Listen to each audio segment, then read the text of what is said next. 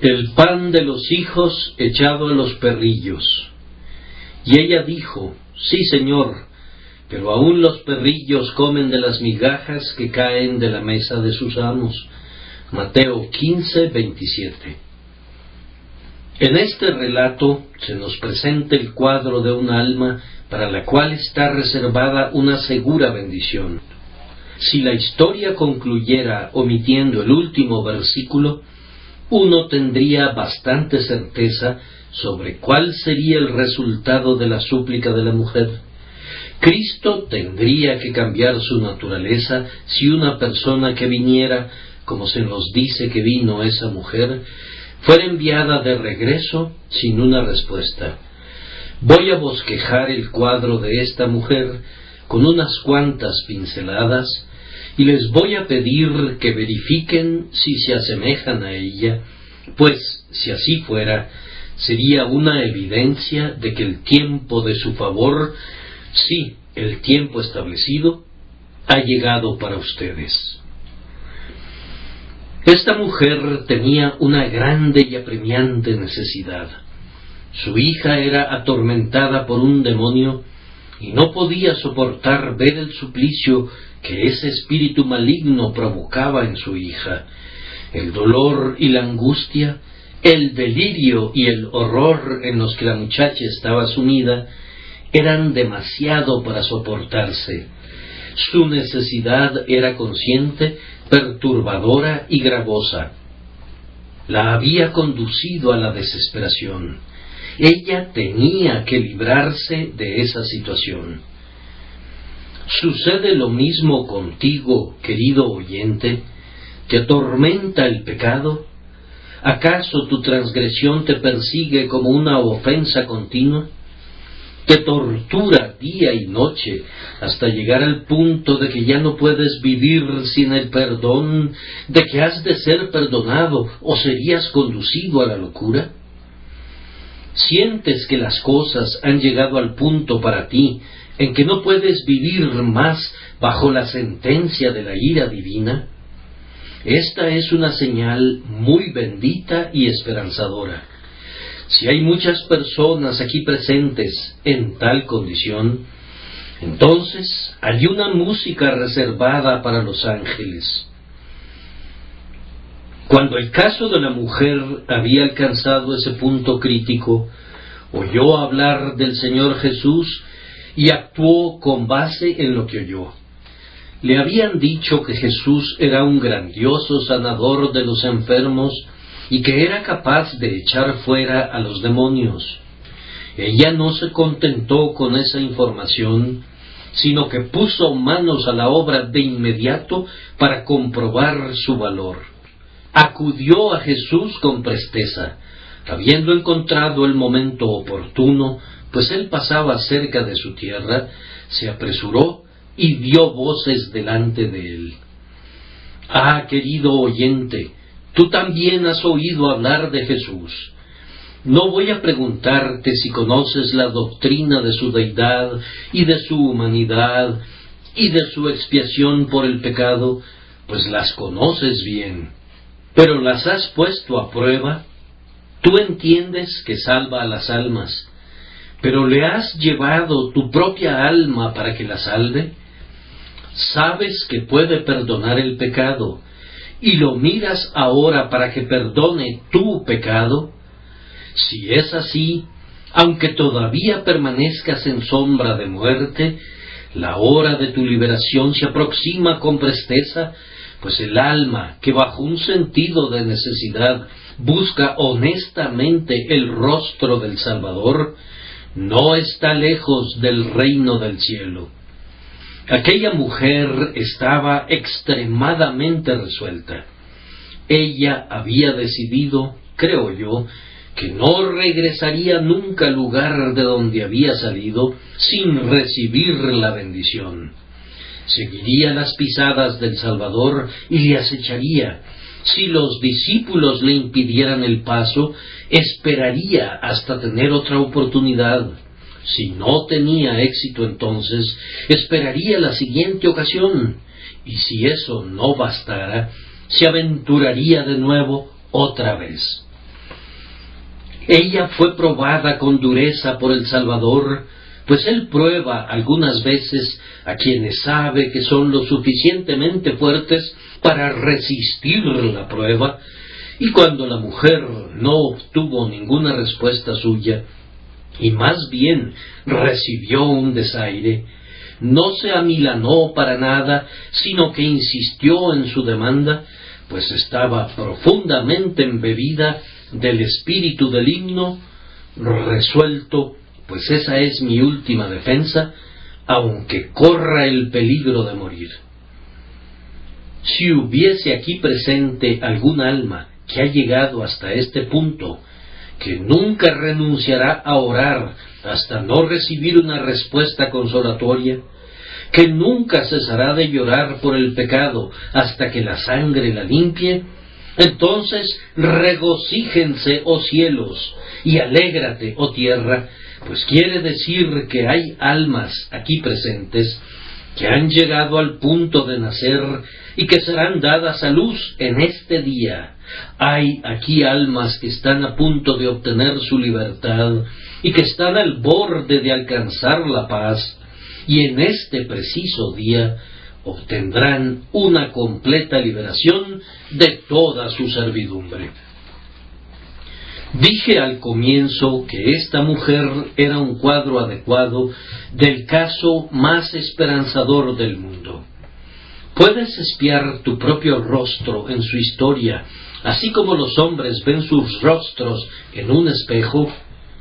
Entonces, eso me hace muy feliz, pues tu posición está llena de signos esperanzadores. No puedo abandonar este cuadro, empero, sin comentar que esta mujer pasó triunfantemente una prueba que es muy común entre las almas que están buscando. Hermanos, aquellos evangelistas que no son pastores tal vez difieran de mí en lo que estoy a punto de decir, pero si supiesen más acerca de las almas, no estarían en desacuerdo. Es habitual exhortar a la gente desde el púlpito a creer en Jesucristo. Y no solo es habitual, sino que es sumamente apropiado y correcto, y entre más se practique esa exhortación, mejor. Pero hay algunos que se contentan con dar generalmente una exhortación y no tratan con afectuosa exclusividad los diversos casos de los hombres. Hay casos en los que una desnuda exhortación a creer no basta. Me pregunto qué harían los meros exhortadores con ciertos casos peculiares que ahora traigo entre manos.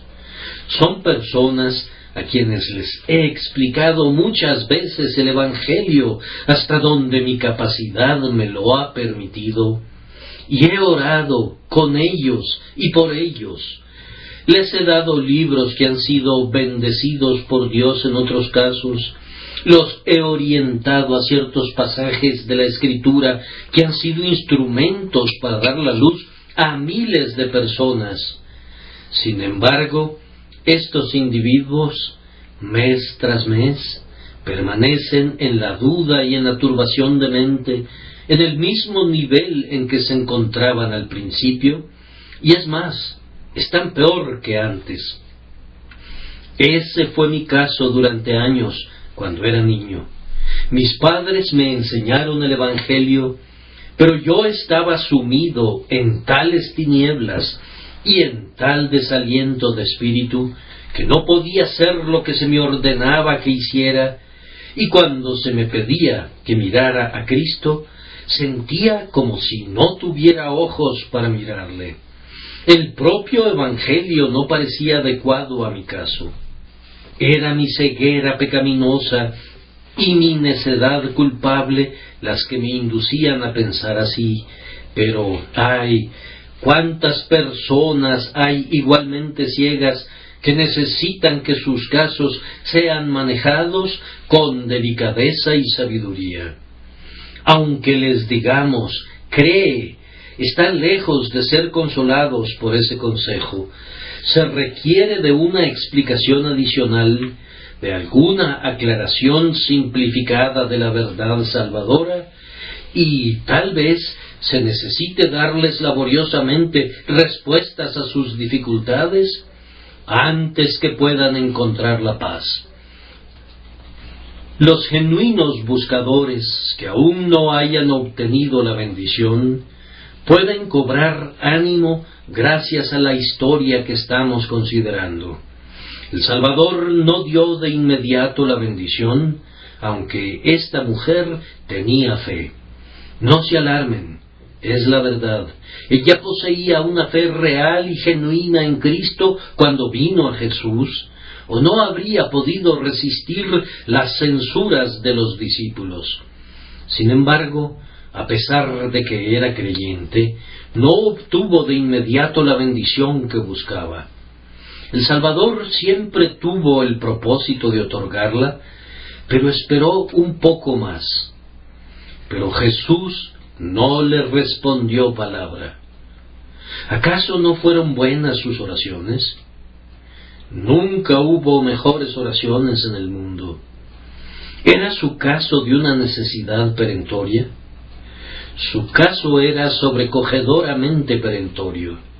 ¿No sentía su necesidad lo suficiente? La sentía opresivamente. ¿No era lo suficientemente denodada? Era tan denodada como podría serlo jamás una mujer. No tenía fe a tal grado que incluso Jesús se asombró y dijo: «Oh mujer, grande es tu fe». Empero, por algún tiempo, no pudo obtener una respuesta a sus oraciones. Vean entonces, queridos amigos, que aunque es cierto que la fe proporciona paz, no siempre la otorga instantáneamente. Puede haber ciertas razones que exigen la prueba de la fe más que la recompensa de la fe. La fe genuina podría estar en el alma como una semilla oculta que no ha producido ni flores ni frutos de gozo y paz. El consuelo es siempre el vástago de la fe, pero no siempre es de la edad de su madre. Digo esto para dar ánimos a algunos de ustedes. Les suplico que no renuncien a su búsqueda, no renuncien a confiar en mi Señor, porque no hayan obtenido todavía el gozo consciente que anhelan. No dudo que ustedes serán salvados ciertamente, aunque al presente ninguna promesa benevolente haya alegrado su corazón. La luz irrumpe lentamente en muchos corazones, pero seguramente despuntará en breve. Un doloroso silencio de parte del Salvador es la aflictiva prueba para muchas almas que buscan, pero es más onerosa la aflicción de una áspera respuesta cortante como esta: «No está bien tomar el pan de los hijos y echarlo a los perrillos». Muchos encuentran un deleite instantáneo cuando esperan en el Señor, pero esto no sucede con todas las personas. Algunos, como el carcelero, son llevados de las tinieblas a la luz en un instante, pero otros son plantas de crecimiento más lento. En vez de un sentido de perdón, les podría ser dado un sentido más profundo de pecado, y en tal caso requerirán de paciencia para resistir el pesado golpe.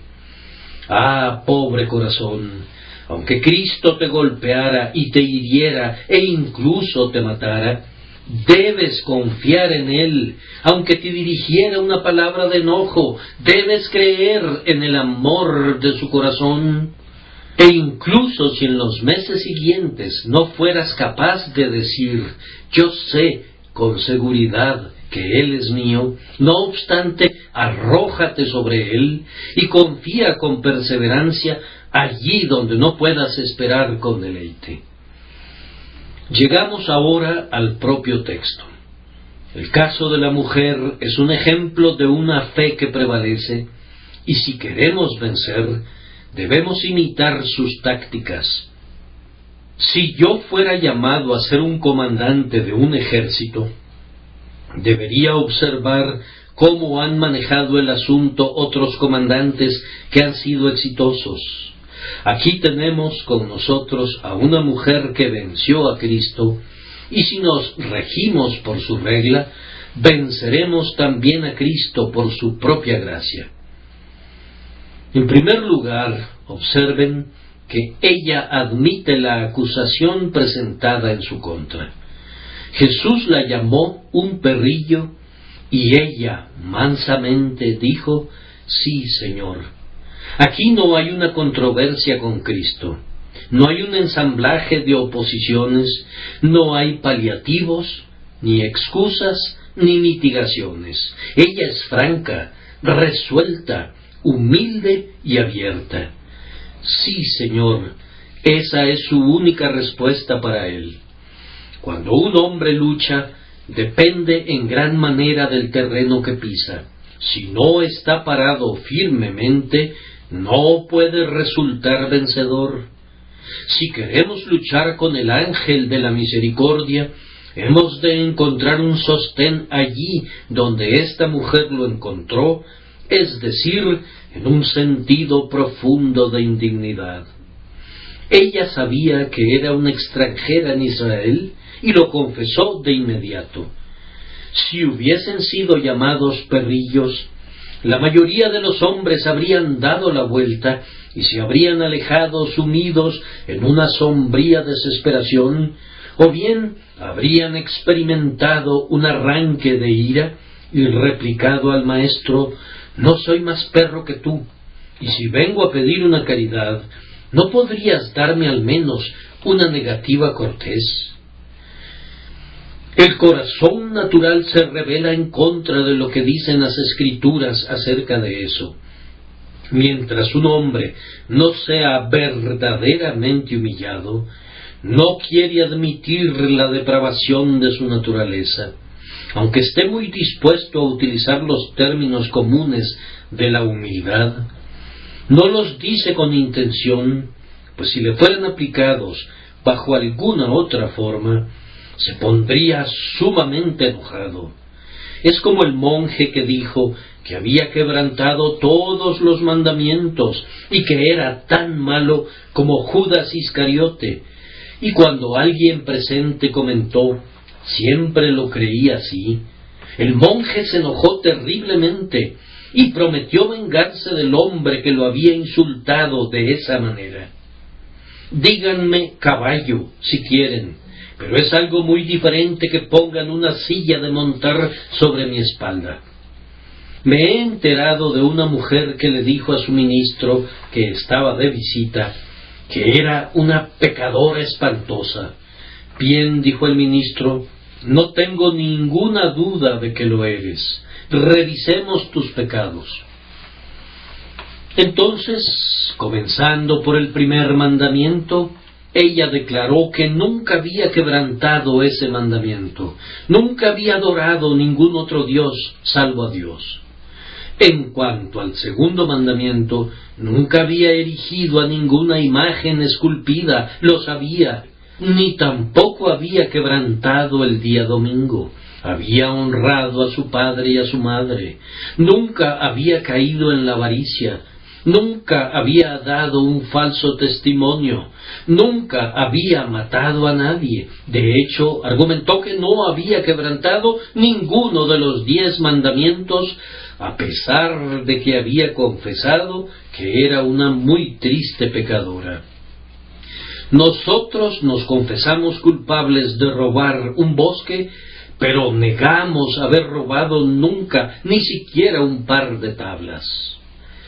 La mujer, bajo nuestra consideración, creía de corazón en la degradación de su estado, de manera tal que cuando el Salvador se dirigió a ella, de forma muy ruda en apariencia, estaba tan completamente convencida de su propia condición caída, que no se molestó al ser llamada como lo que sabía que era.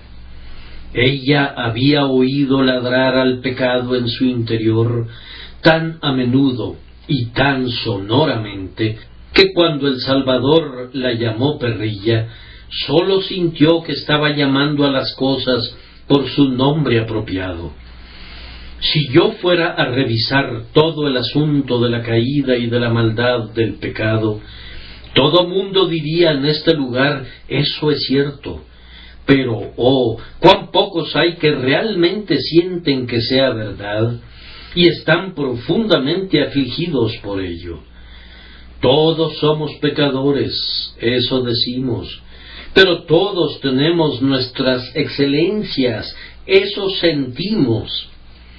La palabra de Dios no nos proporciona un cuadro muy halagador de la humanidad. Nos informa que nuestro primer padre pecó y que a través de él, ya que nos representaba a todos nosotros, todos caímos y perdimos el favor de Dios. El colegio del Heraldo de la Escritura nos proporciona un linaje desastroso. Esos aristócratas que son tan orgullosos de sus ancestros normandos harían bien en rastrear el árbol familiar hasta una fecha anterior y descubrirían que la línea de sangre azul termina en el hortelano que robó la fruta de su señor, y hubieran dado al garete sin un delantal que cubriera su desnudez. Oh nobles de la tierra, este es un árbol genealógico de pordioseros. Esta es una bar sinister, una señal de bastardía en su escudo de armas que nada podría eliminar. La palabra inspirada sigue informándonos que, a consecuencia de ello, todos nosotros nacemos en pecado y somos formados en iniquidad, y en pecado nos conciben nuestras madres. Testifica que no solo somos pecadores con la mano, sino con el corazón, que el pecado no es meramente una roña en nuestra piel, sino una lepra en el alma, que toda cabeza está enferma y todo corazón doliente, que el propio corazón es engañoso más que todas las cosas y perverso. Es más, sigue adelante y certifica que no solo estamos enfermos y que somos depravados, sino que somos completamente pervertidos. Por causa de nuestro pecado, nuestras voluntades se han vuelto perversas, al punto de que no queremos venir a Cristo para que tengamos vida, y habitualmente tomamos lo amargo por dulce y lo dulce por amargo, y elegimos lo malo y evitamos lo bueno. Nos dice que esta incapacidad nuestra para el bien es tan grave que llega a ser equiparable a una muerte espiritual. Nos describe diciendo que estamos, por naturaleza, muertos en delitos y pecados, en un estado tal que somos tan incapaces de restaurarnos a la salvación, así como son incapaces los muertos en sus tumbas de resucitar por su propio poder, ni restituirse a un estado de vida y salud. El libro de Dios dice todo lo que pueda ser dicho contra el hombre, y más de lo que el hombre está dispuesto a confesar, excepto cuando el Espíritu de Dios viene, y entonces nuestro corazón responde, sí, Señor. Además, la palabra de Dios continúa diciendo que nuestro pecado es tan grave que siempre ha de ser odioso para Dios, que merece que quienes lo cometemos seamos arrojados de su presencia y arrojados en una calamidad indecible. Pero la naturaleza humana da coces contra esto y dice, no, el pecado es una debilidad, es un lado flaco, un error y nada más. Pero cuando el Espíritu Santo entra en el corazón, clamamos, sí, Señor, es algo negro, algo demoníaco, algo infernal, y si tú nos arrojaras al infierno, solo estarías haciendo con el pecado lo que debe hacerse. Queridos amigos, siempre que se encuentren con un pecador doblegado por el peso del pecado, nunca traten de hacer que su pecado parezca más liviano. Por el contrario, díganle al alma que está sumamente desesperada: sientes que eres un gran pecador, pero eres un mayor pecador de lo que tú mismo sientes. Cuando el alma dé voces diciendo: mi pecado se ha agravado en extremo, no intenten consolarla buscando excusas para ella. Más bien díganle: grave en extremo como piensas que sea tu pecado, es más grave de lo que te imaginas. Nunca le hagas el juego al diablo excusando a los pecadores por sus pecados. Si consuelas a tu amigo diciéndole: bien, no has sido un pecador tan terrible como crees, estarías proporcionándole un consuelo fatal. Le estarías presentando una droga venenosa que puede inducirle al sueño, pero que por lo mismo lo induciría a la destrucción. Dile que el pecado es en sí tan horrible que si un hombre pudiese ver un pecado desnudo, se volvería loco, que la más mínima ofensa contra Dios es tan intolerable que si fuese apagado el fuego del infierno, un solo pecado podría encenderlo de nuevo. Si hubiese sido una manera sana de obtener el consuelo, la mujer en este caso habría argumentado: no, señor, no soy un perrillo. Tal vez no sea todo lo que debería ser, pero de cualquier modo no soy un perrillo. Soy un ser humano. Hablas muy ásperamente, maestro bueno, no seas injusto. En vez de eso, ella lo admite todo. Eso demostró que tenía la correcta condición mental, puesto que admitía, en su sentido más negro y más agravado, todo lo que el Salvador decidiera decir en su contra. La luciérnaga fulgura como una estrella en la noche, y la yesca podrida refulge como oro derretido, pero en el día la luciérnaga se convierte en un miserable insecto, y la yesca podrida es podredumbre y nada más. Lo mismo sucede con nosotros. Mientras no nos venga la luz, nos consideramos buenos, pero cuando la luz del cielo resplandece, nuestro corazón es revelado como podredumbre, corrupción y degeneración. No susurren al oído del lamentador que eso no es así, ni se engañen ustedes mismos con la creencia de que no es así. Tú eres un pecador perdido. Tú efectivamente mereces la condenación. Tú la mereces especialmente, aunque nadie más la mereciera. Tú has pecado en contra de la luz y del conocimiento. Estás arruinado y arruinado por completo. Por malo que te consideres, tu caso es infinitamente peor de lo que lo concibes, y yo no estoy aquí para darte algún consuelo diciendo: paz, paz, cuando no hay paz. Tu estado, oh pecador, es terriblemente malo y pronto será peor, desesperadamente peor. Pido que seas conducido a decir esto delante de Dios. Sí, Señor. Pero noten, en segundo lugar, que a pesar de todo ello, ella se adhiere a Cristo. ¿Percibieron la fuerza de lo que dijo? Sí, Señor, pero aún los perrillos comen de las migajas que caen de la mesa. ¿De dónde? De la mesa de sus amos. En el oriente, los perros muy raramente tienen algún amo. Hay perros grandes que deambulan en todas las ciudades orientales, que viven de la basura desechada por las casas, y esos perros grandes constituyen un estorbo tal que no veo que haya una sola palabra en toda la Escritura a su favor. El perro, tal como lo conocemos, es un muy fiel y afectuoso servidor del hombre, y merece gran honra, pero en el Oriente solo merece desprecio. Es simplemente un bruto grande y aullador que ladra o muerde a cualquiera que pase. En los días del Salvador, los orientales habían aprendido las costumbres romanas y habían introducido perros pequeños como mascotas.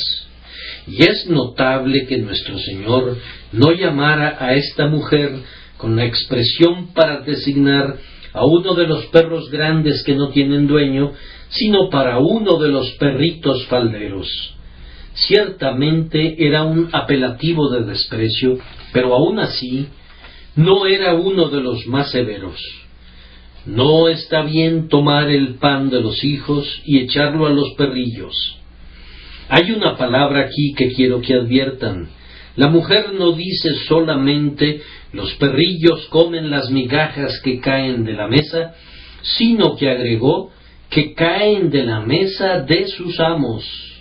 Adviertan su adherencia a Jesús. Ella le dice, en efecto, tú eres mi amo. Pareciera decirle, Señor, yo estoy pidiendo una gran bendición, y sin importar lo que me digas, tengo el propósito de obtenerla. Pero si no pudiera obtener la bendición de cualquier manera, siempre te seguiré. Tú serás mi amo. Aunque tú no me dijeras nunca, ve en paz, tu fe te ha dado la bendición, yo te recibo como mi amo. Así como un perro callejero elige a un extraño y le sigue hasta su casa, y pareciera decirle, puedes patearme o cerrarme la puerta, pero yo te he elegido como mi amo. Si me cerraras una puerta, entraré por otra. Si me cerraras ambas puertas, me quedaré en el tapete de la entrada. Y si me echaras a patadas a la calle, voy a permanecer allí hasta que salgas, y entonces te seguiré. Te he tomado como mi amo, y serás mi amo.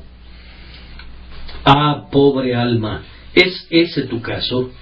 Si no lo fuera, te exhorto a que tomes esa posición.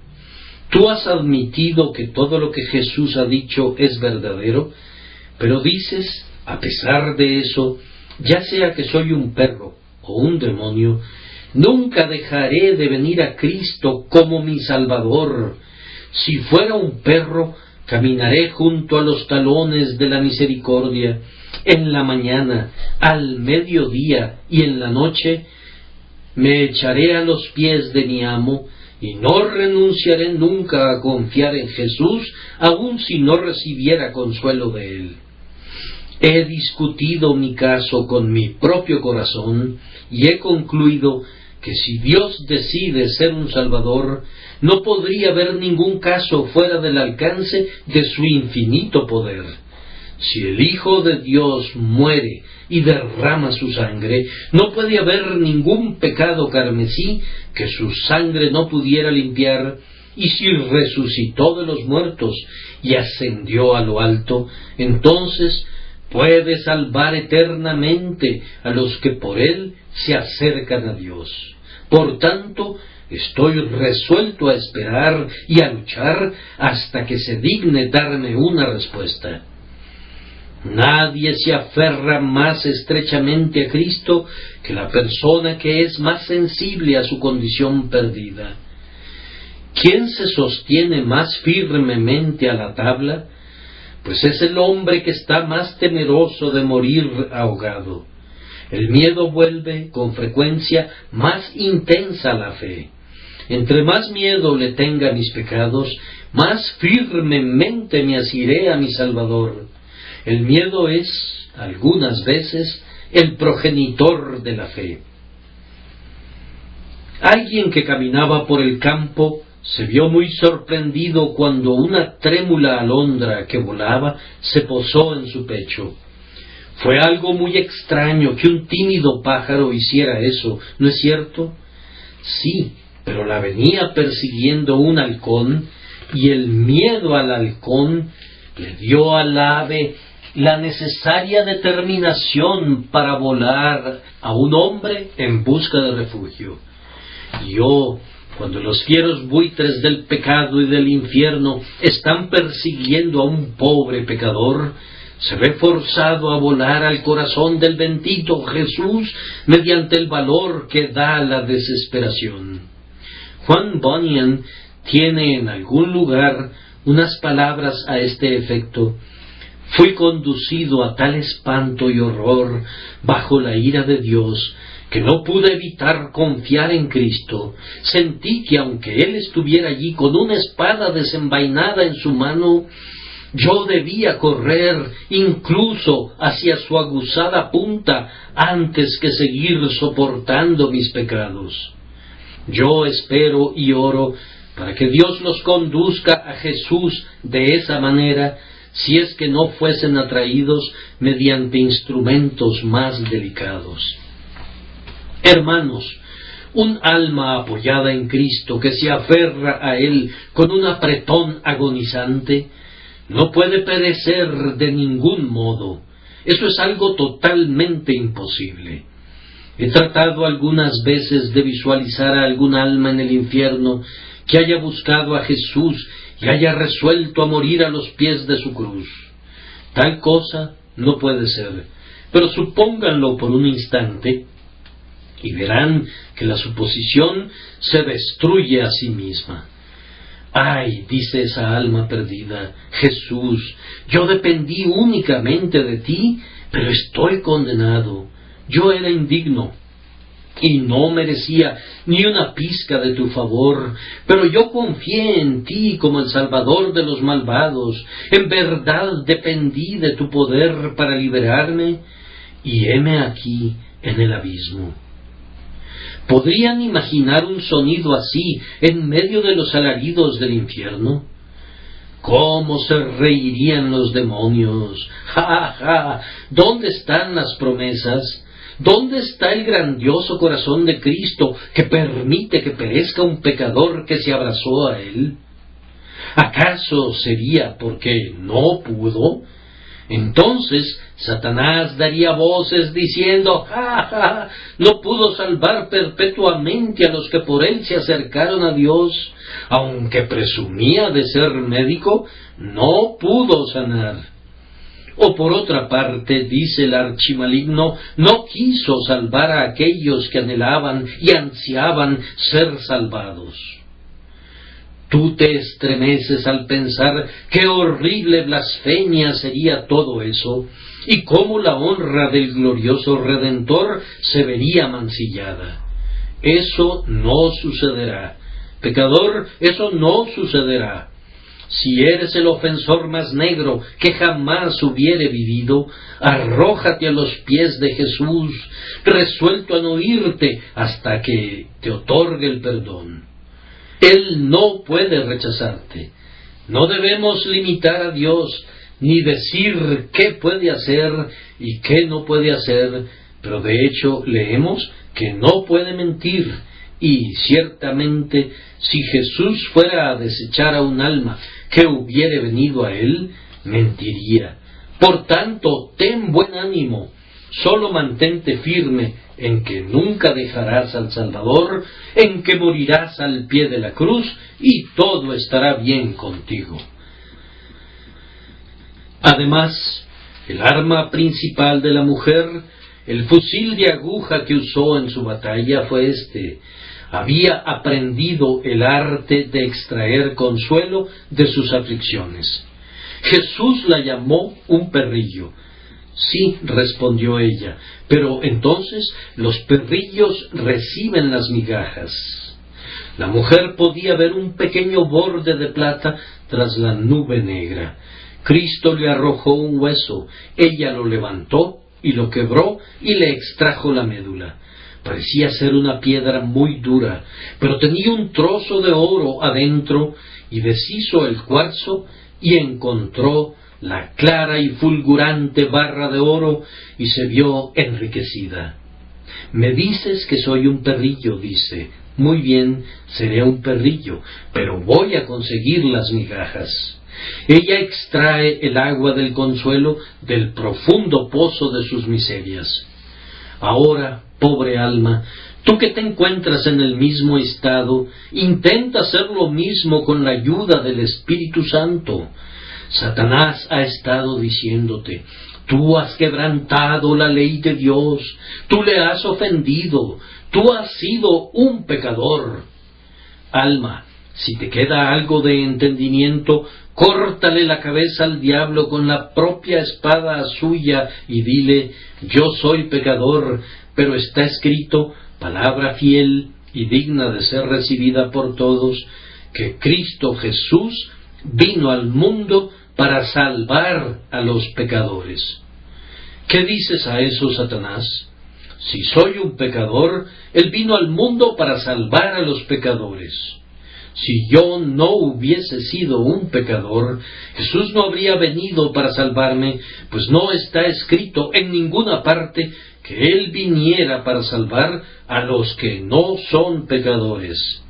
Entre más claramente compruebe que soy un pecador, más claramente demostraré que soy un objeto para la misericordia del Salvador. Tal vez la conciencia te susurre: tú no eres un pecador de una clase ordinaria.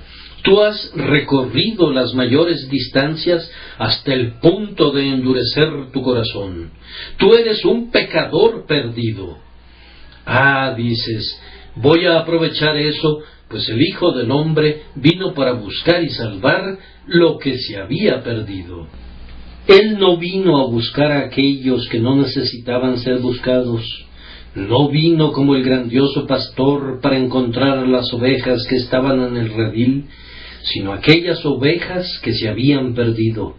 Y puesto que soy una oveja perdida, cuando vea al pastor recorriendo los montes en pos de las ovejas perdidas, voy a valar como una oveja perdida, pues tal vez ha venido para rescatarme.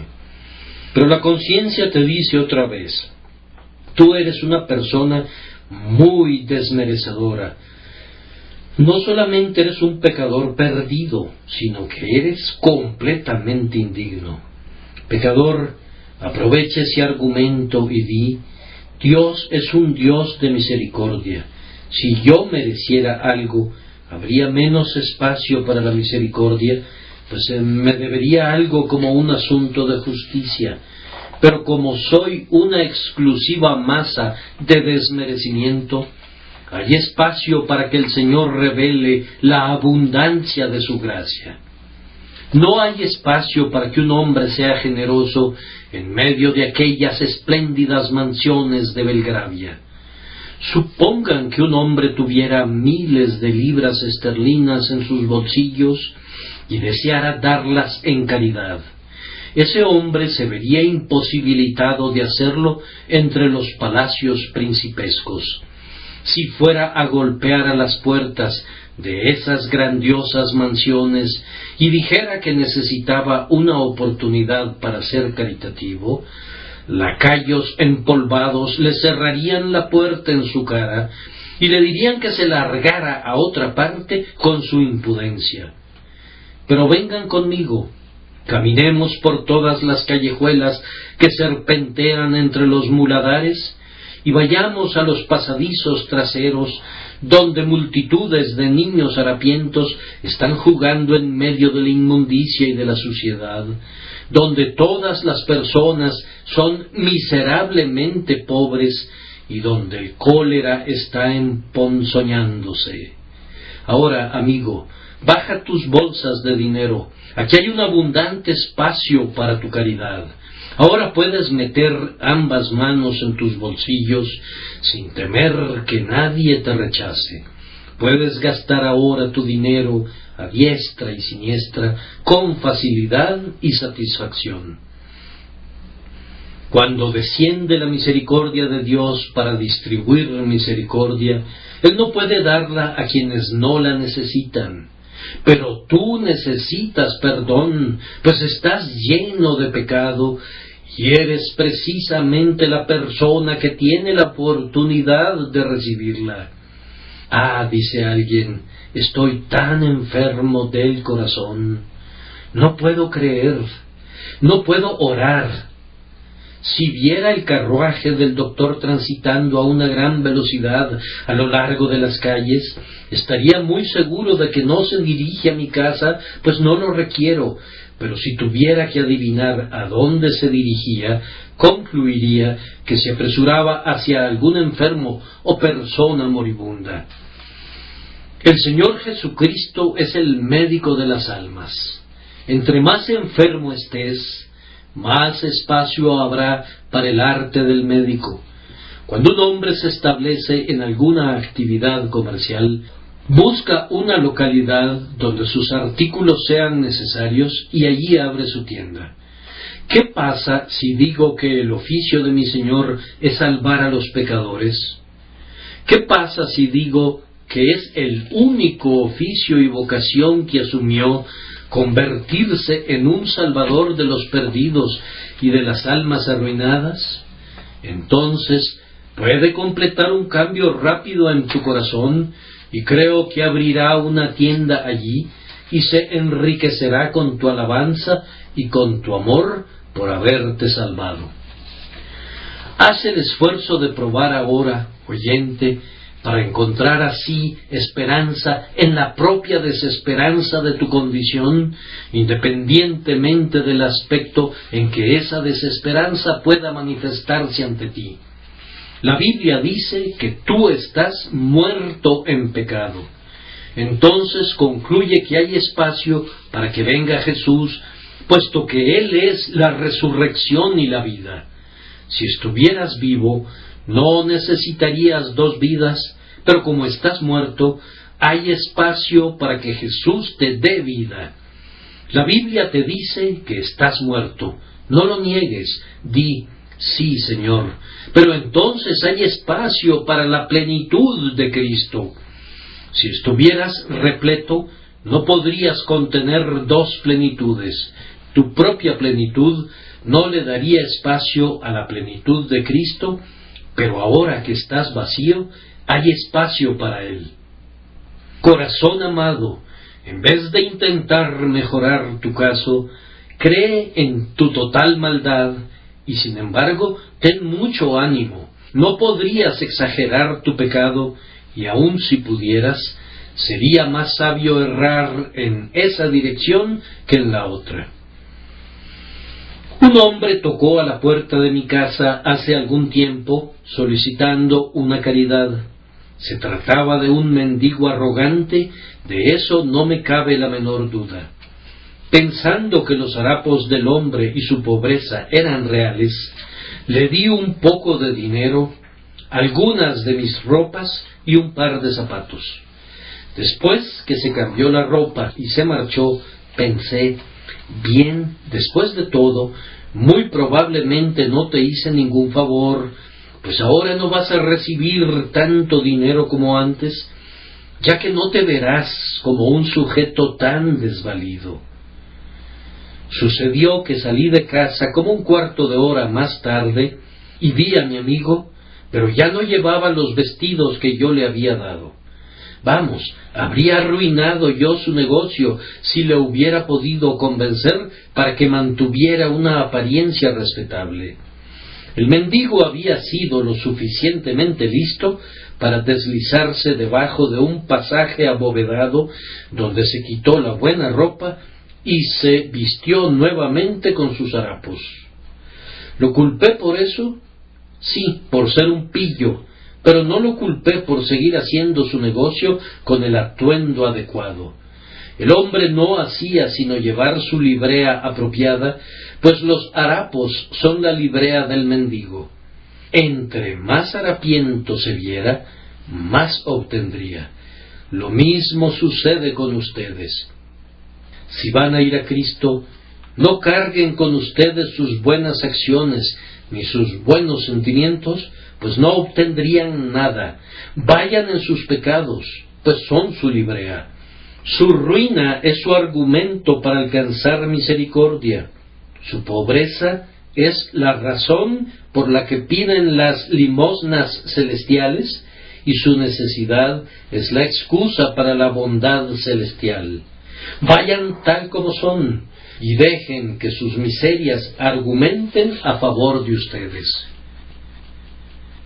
Si yo fuera herido en el campo de batalla y el cirujano anduviera recorriendo la zona para atender a los enfermos, se aseguraría de acercarse primero a los que mostraban las peores heridas, pues en la prisa de una batalla es seguro que no atenderán al hombre que perdió un dedo por un disparo, cuando hay otros cuyos brazos y piernas fueron cercenados. Yo tendría mucho cuidado de exponer mi caso tan exhaustivamente como pudiera.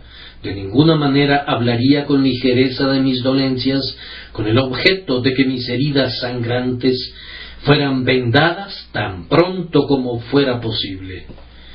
No me sentiría inclinado a decir, oh, no es nada, solo estoy levemente lesionado, no es nada de importancia. Me encontraría en la situación de tratar de aprovechar al máximo la oportunidad y de obtener toda la ayuda requerida tan pronto como fuera posible. Ahora, pecador, debes aprender este arte. No te pintes con brillantes colores. Reconoce que estás perdido y arruinado, y entonces, aferrándote todavía a Cristo, haz que tus propias necesidades y carencias y muerte y ruina sirvan de argumento del por qué el Señor de la Misericordia debe mostrar su omnipotente poder en ti. En cuarto lugar, permítanme notar la manera en la que la mujer ganó el consuelo. Ella pensó grandes pensamientos acerca de Cristo. Deben prestar su atención a esto. El maestro había hablado acerca del pan de los hijos. Ahora, argumentó ella, puesto que tú eres el amo de esa mesa, yo sé que tú eres un padre de familia generoso y hay una abundancia garantizada de tu pan en tu mesa. No eres un proveedor mezquino. Habrá tanta abundancia para los hijos que habrá migajas que arrojar al suelo para los perros, y los hijos no sufrirán ningún menoscabo porque los perros sean alimentados. Ella no pensaba que el Señor fuera un administrador de un asilo de pobres que debe repartir tantas onzas de alimento a cada uno, sino que pensó que Él era un proveedor generoso que mantenía una mesa tan buena que todo lo que necesitaba sería comparativamente una migaja. Sin embargo, han de recordar que lo que necesitaba era que el demonio fuera echado fuera de su hija. Era algo muy grande para ella, pero tenía una estima tan alta de Cristo que dijo, no es nada para él, equivale a que Cristo me dé una migaja. Este es el camino real al consuelo. Solo graves pensamientos de tu pecado te conducirán a la desesperación, pero grandes pensamientos acerca de Cristo pronto te transportarán a lo alto sobre alas de águila. Mis pecados son muchos, pero, para Jesús, quitarlos todos no es nada. Él puede levantar tan fácilmente los montes de mi pecado como para mí sería fácil levantar una madriguera de topos con la pala. Es cierto que el peso de mi culpa me aplasta como el pie de un gigante aplastaría a un gusano, pero no sería algo mayor a una brizna de polvo para él, porque él ya ha cargado su maldición en su propio cuerpo sobre el madero. Será algo insignificante para él darme una plena remisión, aunque será una bendición infinita para mí el recibirla. Ella abre su boca para esperar grandes cosas de Jesús, y Él la llena con su amor. Les pido, queridos amigos, que hagan lo mismo. Que el Espíritu Santo los habilite para hacerlo. Pero ustedes podrían decir, ayúdame. Bien, yo te ayudaré. Debes pensar grandes pensamientos acerca de Jesús cuando recuerdes que Él es Dios. ¿Cuál límite podrías establecer cuando tienes que tratar con Dios? Con su palmo mide los cielos, y el hueco de su mano sostiene los mares y alza las islas como algo muy pequeño. Si Jesucristo es Dios, ¿cómo puedes pensar que no pueda salvarte? Oh hombre, cuando tienes que tratar con el Eterno y el Infinito, deja que tus dudas vuelen con los vientos. Piensa de nuevo que siendo Dios, sufrió el castigo del pecado, un dolor que el hombre solo no habría podido soportar. El peso de la ira de su Padre cayó sobre Jesús en el Calvario. Puedes verlo con sus manos y sus pies traspasados, puedes leer las líneas de agonía escritas sobre su frente coronada de espinas y no creer que sea capaz de salvar. Dios sobre todo, la gloria de cuyo semblante llena el cielo de esplendor, entrega su rostro para ser cubierto de vergonzosos escupitajos, y su frente para ser bañada con gotas de sudor sangriento. ¿Hay algo imposible para los méritos del Dios agonizante? Piensa en eso, pecador, y no le pondrás ningún límite a lo que Jesús pueda hacer. Pero Jesús resucitó. Contémplale cuando se levanta de la tumba, ascendiendo al trono de su Padre en medio del júbilo de 10,000 ángeles. Mira cómo lleva las llaves del cielo y de la muerte y del infierno balanceándose en su cinto. ¿Qué es lo que no puede hacer? No puede salvarte aquel que es exaltado en lo alto para dar arrepentimiento, que puede salvar perpetuamente, viendo que vive para interceder. ¿Puedes dudar de su poder de salvar? Oh, no deshonres a mi Señor, confía en Él ahora. Pero tú estás dudando todavía. Entonces te traeré otra cosa que echará fuera todas tus dudas por causa del dulce amor de Dios y hará que te aferres al Salvador. Hay algunas aldeas en los condados orientales donde hay un celebrado doctor, y me he enterado que hay diligencias que inician su recorrido en remotos caseríos cargados de gente que viaja 40 o 50 kilómetros para consultar a ese hombre famoso. Yo no podría decir si les ha hecho bien o no, pero el ejemplo me es muy útil. Supongan que uno de ustedes saliera para ver a ese doctor. Sintiéndote muy enfermo y adolorido, tienes miedo de que no te sirva de nada cuando llegues allá, pero en el camino te encuentras con diligencias llenas de personas que viajan muy alegremente de regreso a casa. Te preguntan, ¿a dónde vas? Y tú respondes, voy a ver al doctor fulano de tal porque estoy enfermo. Oh, dicen, es una dicha que puedas ir. Hemos estado allí, estábamos tan mal como tú y fuimos curados, y ahora vamos a casa. Pero, preguntas tú, ¿acaso algunos de ustedes tenían una pierna mala como la mía? Oh, sí, responde uno, yo tenía las 2 piernas malas. Mi caso era incluso peor que el tuyo. Bien, ¿estás ahora perfectamente restaurado? Sí, dice aquel hombre, mira qué bien camino, estoy plenamente restaurado. ¿Acaso no seguirías tu camino lleno de confianza? Tú estabas medio miedoso antes, pero ahora dices, ahora voy a proseguir mi camino alegremente, pues estas curaciones son otras tantas pruebas del poder del médico. Hay cientos de personas esta mañana en este tabernáculo libre que pueden decir, sí, Jesús puede salvar, y ellos pueden dar la mejor prueba de ello, agregando a sí mismo, Él me ha salvado a mí. Queridos oyentes, yo sé que Cristo puede salvar a los pecadores, pues he visto su salvación en miles de casos. Pero la mejor prueba que jamás recibí fue cuando Él me salvó a mí, cuando lo miré y fui aliviado mi rostro no se vio avergonzado, entonces supe que no necesitaba más argumentos. Oh pecador, Él ha salvado a borrachos, blasfemos, rameras, proxenetas y adúlteros. Pablo dice que Él salvó a quienes se habían manchado a sí mismos con pecados innombrables, pues afirma, y esto erais algunos, mas ya habéis sido lavados. Incluso el asesino puede ver que sus hechos de sangre son limpiados por la sangre de Jesús.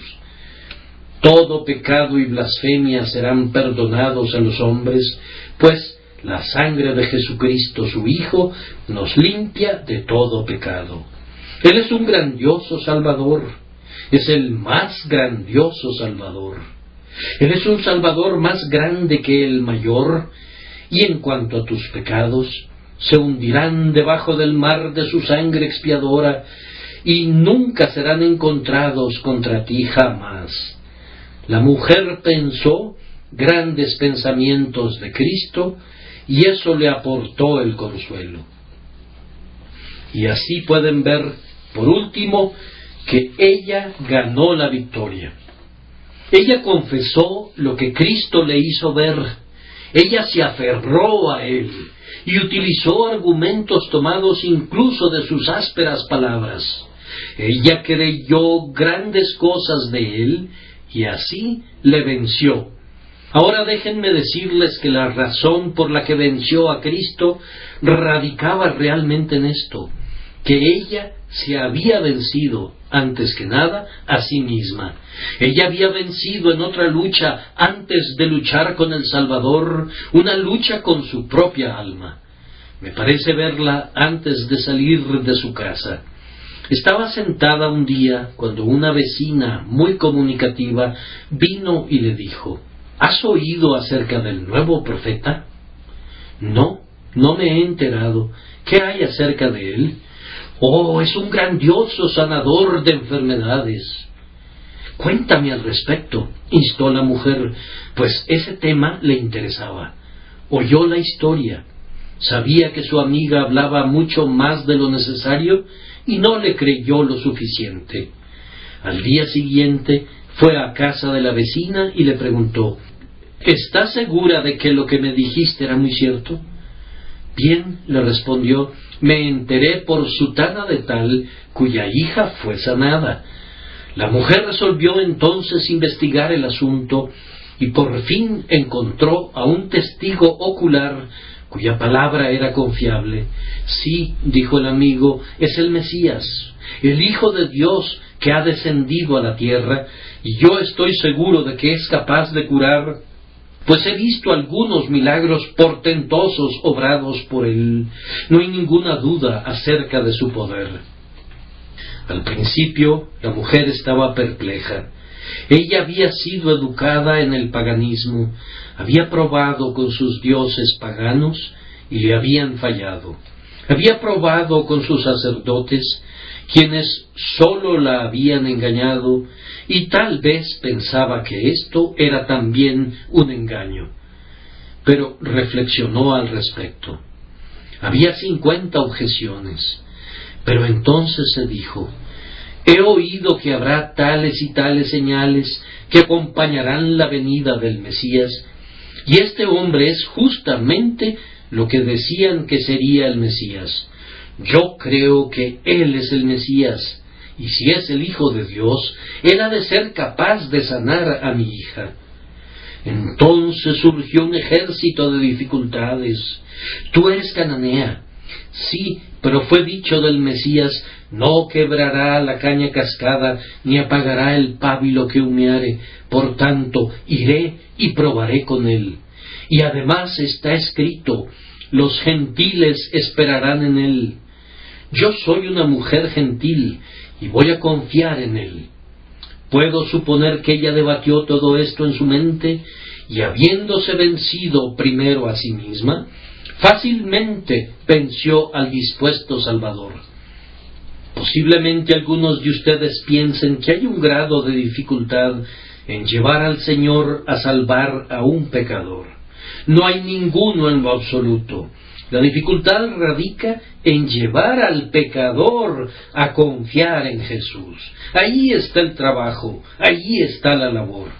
En el caso de esta mujer, el conflicto con Jesús fue únicamente externo, mas no real. Él ya estaba de su lado. El verdadero conflicto estaba en su propia incredulidad, y cuando su fe demostró ser victoriosa internamente, se tornó victoriosa con Cristo. Pecador, no hay ningún obstáculo entre tú y la salvación, sino tú mismo. Hablo osadamente. Cristo ha rebajado cada monte en tu camino y ha rellenado cada valle y ha hecho una amplia calzada que va desde ti hasta el propio trono de Dios. La dificultad está contigo, no con Dios. ¿Qué pasa contigo entonces? ¿Puedes confiar en Cristo, querido oyente?